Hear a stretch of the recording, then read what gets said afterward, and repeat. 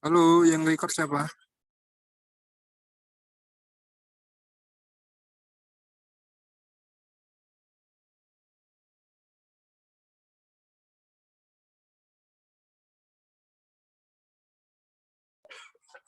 Baik, Assalamualaikum warahmatullahi wabarakatuh. Sebelumnya, saya Rahmat Aritya Nugraha, selaku moderator dari mata kuliah IPTEK dari kelompok 7. Di sini, saya akan menjelaskan ataupun memberitahu anggota-anggota kelompok dari kelompok 7. Yang pertama ada Sri Eka Handayani, yang kedua ada Dera Ayu Rendra, yang ketiga ada Rahmat Aritya Nugraha, yang keempat ada Rosalia Adenan, yang kelima ada M. Taufan, kemudian ada Risma Faradisa, dan ada Mufidah Dia. Di sini kami mengangkat tema yaitu makhluk hidup. Untuk pembaca pertama, silahkan bisa dimulai. Baik, asal mula terjadinya makhluk hidup. Bagaimana makhluk hidup pertama lahir masih merupakan misteri yang belum bisa diungkap para ilmuwan. Secara umum, teori asal-usul kehidupan ada dua, yaitu abiogenesis, makhluk hidup berasal dari benda mati, dan biogenesis, makhluk hidup berasal dari makhluk hidup juga. Yang pertama, teori abiogenesis. Teori ini menyatakan bahwa kehidupan berasal dari benda atau materi tidak hidup, dan kehidupan kedua secara spontan generatio spontanea. Ilmuwan yang mengemukakan teori ini adalah seorang filsafat Yunani kuno, yakni Aristoteles. 394 sampai 322 Masehi. Contohnya, seekor cacing yang keluar dari dalam tanah, maka cacing tersebut berasal dari tanah. Contoh lainnya, katak yang keluar dari lumpur, maka katak tersebut berasal dari lumpur. Yang kedua, teori biogenesis. Setelah bertahan cukup lama, paham abiogenesis mulai diragukan. Beberapa ahli kemudian mengemukakan paham biogenesis. Beberapa ahli yang mengemukakan paham biogenesis antara lain yaitu Francesco Redi, berasal dari Italia, tahun 1626 sampai 1697. Yang kedua, Lazzaro Spallanzani dari Italia, tahun 1729 sampai 1799. Yang ketiga, Louis Pasteur, berasal dari Prancis, tahun 1822 sampai 1895.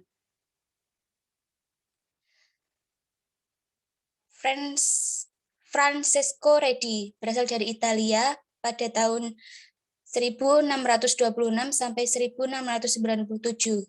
Redi menentang teori abiogenesis dengan mengadakan percobaan menggunakan toples dan daging. Toples 1 diisi daging yang ditutup rapat-rapat, toples 2 diisi daging dan ditutup kain kasa, toples 3 diisi daging dan dibuka. Ketika toples ini dibiarkan beberapa hari, dari hasil percobaan ini, ia mengambil kesimpulan sebagai berikut. Larva atau kehidupan bukan berasal dari daging yang membusuk, tetapi berasal dari lalat yang dapat masuk ke dalam tabung dan bertelur pada keratin daging.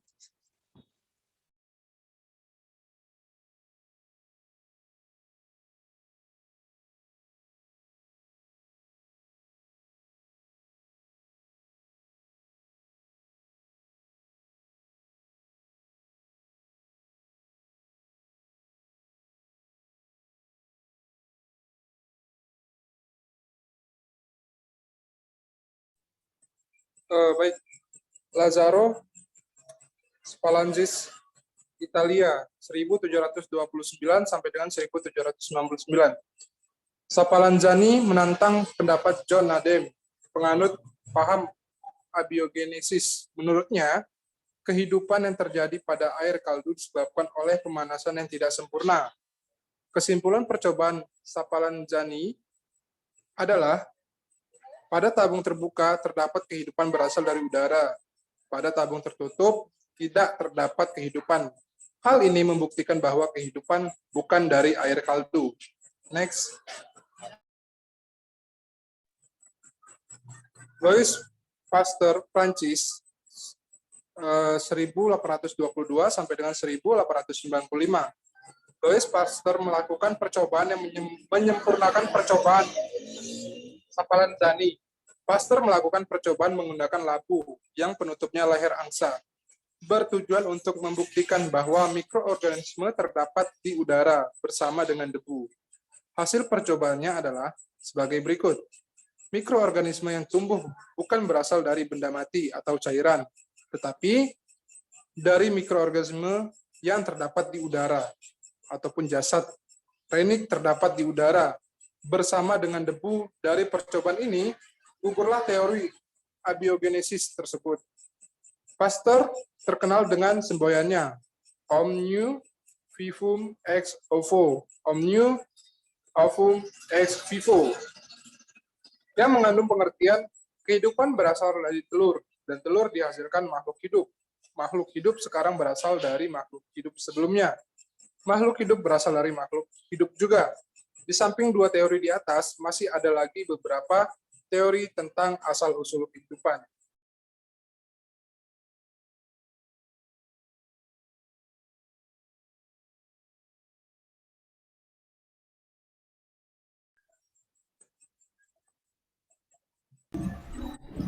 Beberapa teori yang dikembangkan ilmuwan antara lain. 1. Teori kreasi khas yang menyatakan bahwa kehidupan diciptakan oleh zat supernatural atau gaib pada saat yang istimewa. Yang kedua, teori kosmozoan yang menyatakan bahwa kehidupan yang ada di planet ini berasal dari mana saja.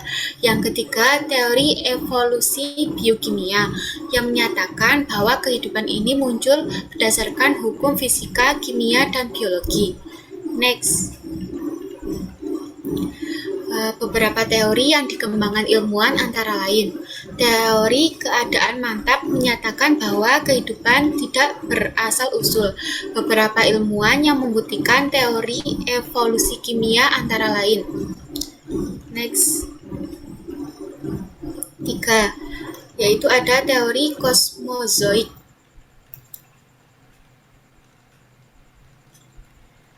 Teori kosmozoik menyatakan bahwa makhluk yang datang di bumi dari bagian lain alam semesta ini diperkirakan bahwa suatu benda berat telah menyebarkan kehidupan dan benda hidup itu merupakan suatu partikel-partikel kecil.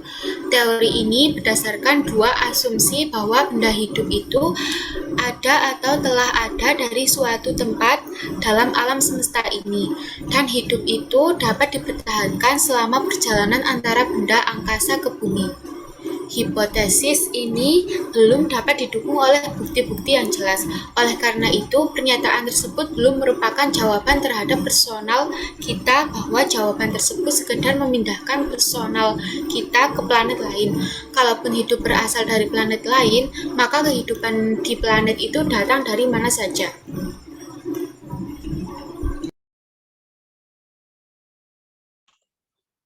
Yang keempat, teori penciptaan.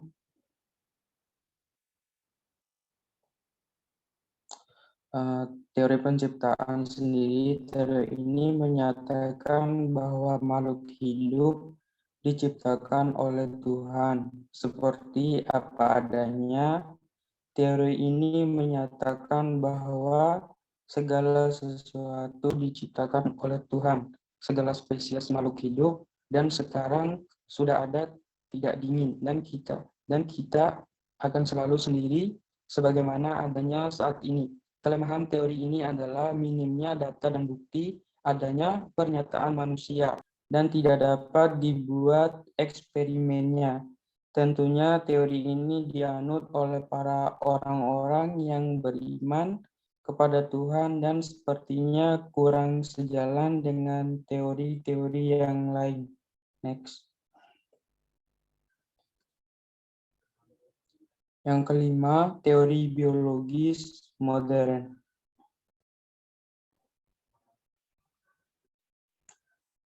Teori biologi modern.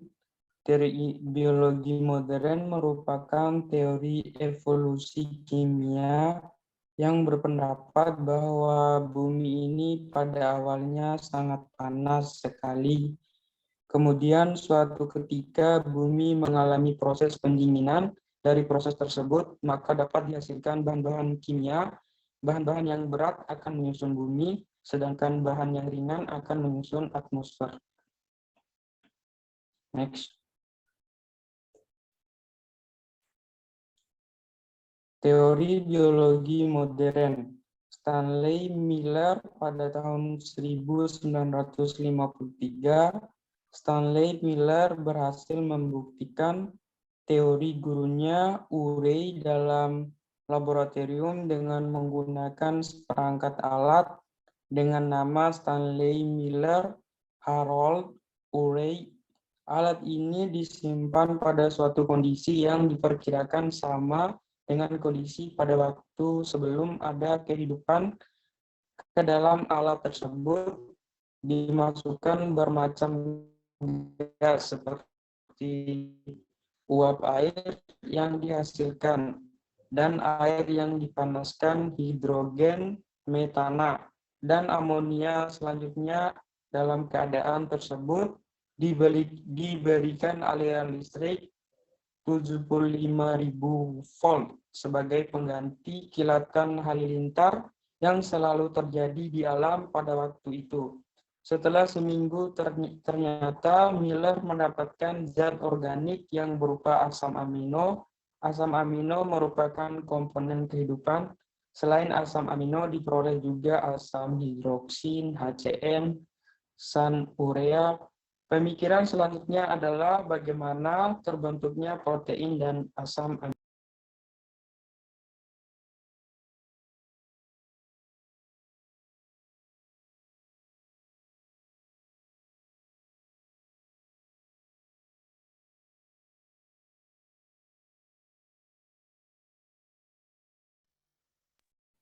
Teori biologi modern.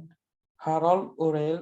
Teori ini menyatakan bahwa asal-usul kehidupan diawali dengan adanya senyawa organik di atmosfer yang berupa gas-gas seperti metana CH4, hidrogen H2, uap air H2O, dan amonia NH3 yang bereaksi dengan bantuan energi dan sinar kosmik dan kilatan listrik halilintar sehingga terbentuk asam amino yang merupakan bahan dasar pembangunan kehidupan.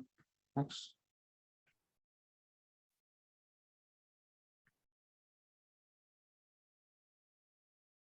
Dan Oparin. Oparin menyatakan bahwa makhluk hidup terjadi dari senyawa kimia dan pada waktu itu di atmosfer belum ada oksigen bebas pendapat. Oparin mendapat dukungan dari G.B.S. Halden, ahli biologi berkebangsaan Inggris pada tahun 1936. Oparin berpendapat bahwa makhluk hidup terjadi dari hasil reaksi kimia antara molekul-molekul di dalam lautan yang panas. Lautan yang terbentuk pada mulanya bersuhu tinggi sehingga energinya dapat digunakan untuk berlangsungnya reaksi kimia. Hasil dari reaksi kimia membentuk semacam uap yang terdiri atas bahan organik, yaitu sebagai bahan pembentuk sel. Pendapat Oparin, Haldane, dan Hall dapat dipandang sebagai hipotesis.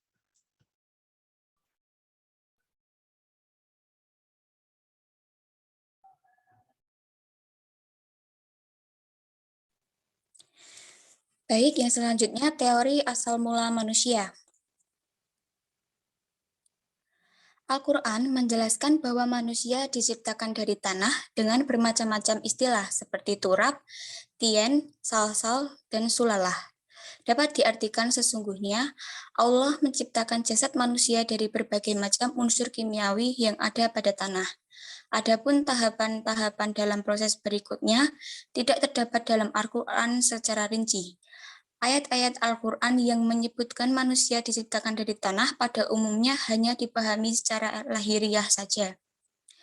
Menimbulkan pendapat sesungguhnya manusia diciptakan oleh Allah Subhanahu wa taala berasal dari tanah karena Allah Maha Kuasa, segala sesuatu pasti terjadi. Menurut kitab suci Al-Qur'an pada surat Al-Hijr 15:28-29, asal-usul manusia adalah ketika Allah berfirman, "Dan ingatlah ketika Tuhanmu berfirman kepada para malaikat, sesungguhnya aku akan menciptakan seseorang dari tanah liat kering yang berasal dari lumpur hitam yang diberi bentuk. Maka apabila aku telah menyempurnakan kejadiannya dan telah meniupkan ke dalam ruh ciptaanku, maka tunduklah kamu kepadanya dengan bersujud."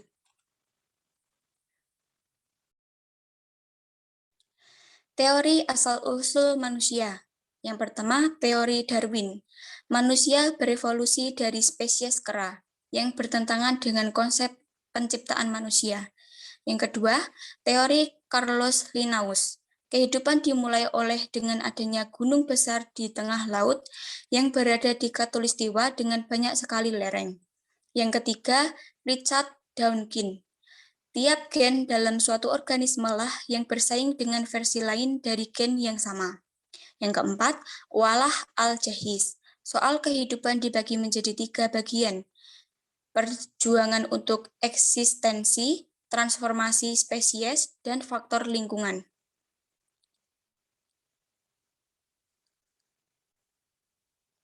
Tahapan kejadian manusia. Yang pertama, proses kejadian manusia pertama Adam. Yang kedua, proses kejadian manusia kedua Siti Hawa. Yang ketiga, proses kejadian manusia ketiga keturunan Adam dan Hawa. Al-Quran yang membahas manusia, pencipta manusia dalam Islam salah satunya tertuang dalam nas-nas Al-Quran. Setidaknya terdapat sejumlah ayat yang menerangkan mengenai penciptaan manusia.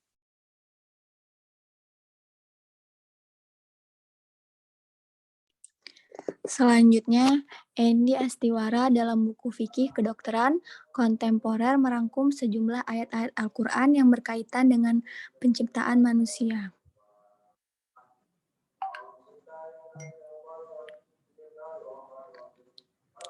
Pertama, surat As-Sajdah ayat 7-9.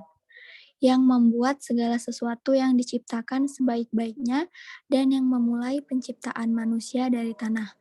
Kemudian dia menjadikan keturunannya dari saripati air yang hina atau air mani.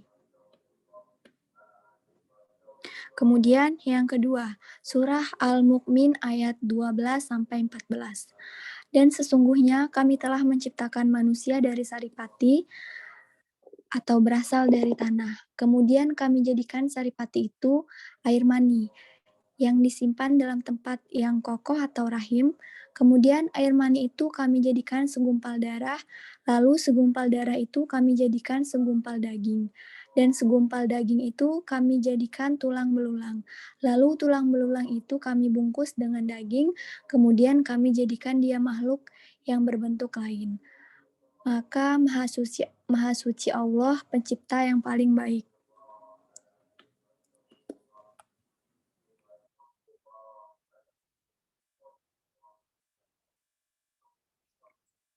Yang ketiga, surah Al-Tarikayat ayat 6-7. Dia diciptakan dari air yang dipancarkan, yang keluar dari antara tulang sulbi laki-laki dan tulang dada perempuan. Kemudian yang keempat, surat Al-Mursalat ayat 20-22. Bukankah kami menciptakanmu dari air yang hina, kemudian kami letakkan dia di dalam tempat yang kokoh atau rahim sampai waktu yang ditentukan. Lalu kami tentukan bentuknya, maka kamilah sebaik-baiknya yang menentukan.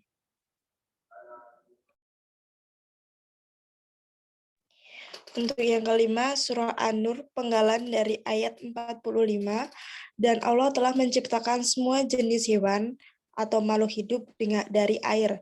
Yang keenam, surah Al-Qiyamah ayat 37-39, bukankah dia dahulu adalah nutfah dari air mani yang ditumpahkan, kemudian menjadi benda yang menggantung, lalu Allah menciptakannya dan menyempurnakannya. Lalu Allah menjadikan daripadanya sepasang pria dan wanita.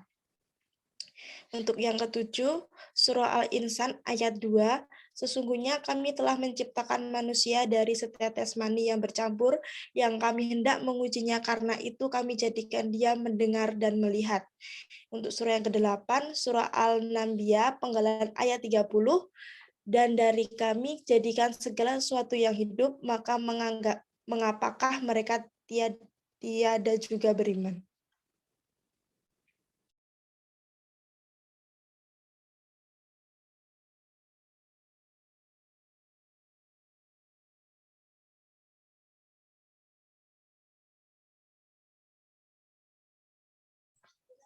Baik, terima kasih untuk teman-teman semua dari kelompok 7.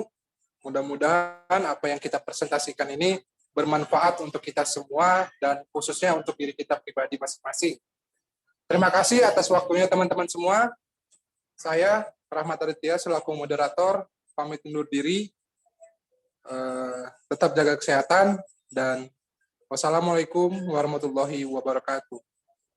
Waalaikumsalam Waalaikumsalam warahmatullahi wabarakatuh. warahmatullahi wabarakatuh.